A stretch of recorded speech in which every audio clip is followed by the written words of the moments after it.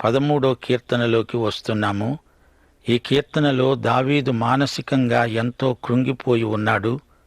9వ కీర్తన నుండి 15వ కీర్తన వరకు ఇశ్రాయేలుకు సంభవించబోయే మహాశ్రమల ప్రవచనమున్నది. ఈ శ్రమల కాలంలో అంత్యక్రీస్తు, దేవునికి విధేయులై నమ్మకంగా జీవించిన యూద శేష ప్రజ. అది కఠిన పరీక్షా సమయం. ఈ కీర్తనలో దావీదు స్వంత అనుభవం కూడా ఉంది. అంతేకాదు, సంఘం ఎత్తబడిన తరువాతి కాలాన్ని కూడా ఈ కీర్తన ప్రవచిస్తుంది. సౌలురాజు ఈ సమయంలో దావీదును వెంటాడుతున్నాడు. ఈ సమయంలో తాను అదుల్లాము గుహలో దాగి ఉన్నాడు. ఫిలిష్తీయులు కూడా తన కోసమై పొంచి చూస్తున్నారు. అతని శరీర జీవాత్మలు బాగా అలసి సొలసి ఉన్నాయి. అతడు దేవునికి ఆక్రందన చేస్తున్నాడు. యెహోవా, ఎన్నాళ్ల వరకు నన్ను మరచిపోతావు? నిత్యము ఇలా మరిచిపోతావా? నాకెంతకాలము విముఖుడవై ఉంటావు? నిరాశా నిస్పృహలతో దావీదు ఆక్రందన చేస్తున్నాడు.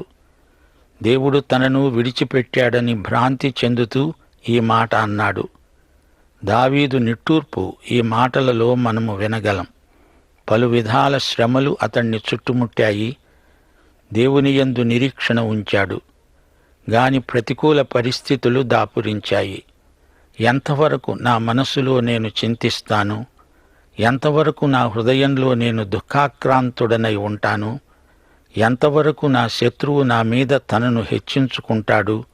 ప్రభూ, ఎంతకాలమని నేనీ బాధ భరించేది? ప్రభూ, నీవైతే చూస్తున్నావు. నీవే నా దిక్కు. నేను నీ వైపునకే చూస్తాను. నీయందే నా నిరీక్షణ. యెహోవా నా దేవా, నా మీద దృష్టి ఉంచి నాకు ఉత్తరమివ్వు.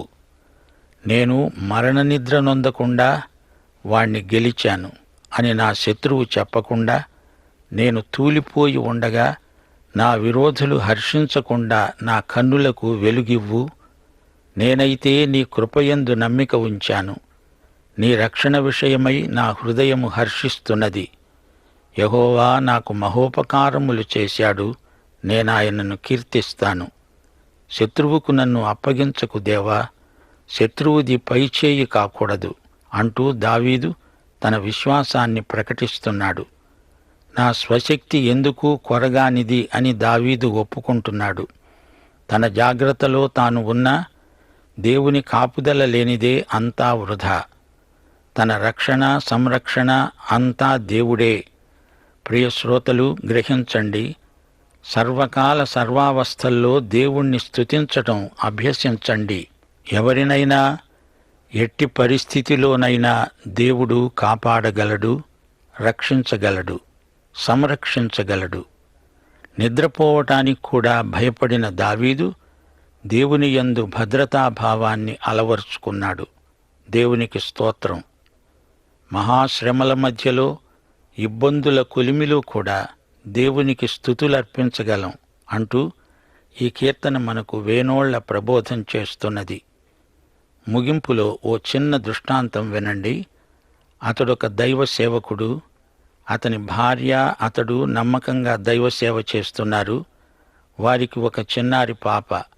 ఆ పాపకు ఒక చిన్న మంచం లాంటిది అతడు తయారు చేస్తున్నాడు. పగలేమో తనకు తీరిక ఉండదు. రాత్రి మాత్రమే ఇంటి పనులు చేసుకోవాలి. వరండాలో చలిగా ఉందని సామానంతా తెచ్చుకొని వంటగదిలోనే రాత్రంతా కష్టపడి పాప కోసం ఒక చిన్న బెడ్ తయారు చేశాడు.